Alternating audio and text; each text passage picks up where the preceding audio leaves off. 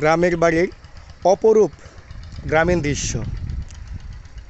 শহরের ইট পাথরের দেওয়ালের মাঝ থেকে বেরিয়ে এসে গ্রামের এই নৈসর্গিক মনোরম দৃশ্য উপভোগ করার মজাই আলাদা।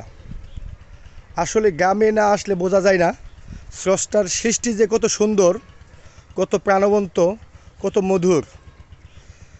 তাই সবার উচিত স্রষ্টার সৃষ্টিকে কাছে থেকে উপভোগ করার জন্য ক্ষণিকের জন্য হলেও গ্রামে আসা দরকার। আসলেই কত সুন্দর কলার গাছ, ভুট্টার গাছ। ভুট্টার দিকে তাকালে মনে হয় যেন সেই পুতুলের মাথার খোপা। কত সুন্দর। শহরের যান্ত্রিক পরিবেশ ভেদ করে গ্রামে এসে কিছুক্ষণের জন্য হলেও সেই গ্রামীণ অপরূপ দৃশ্য,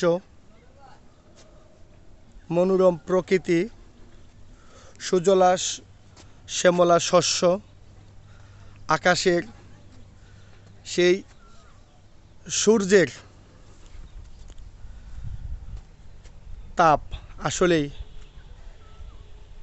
সরাসরি প্রত্যক্ষ না করলেই নয়।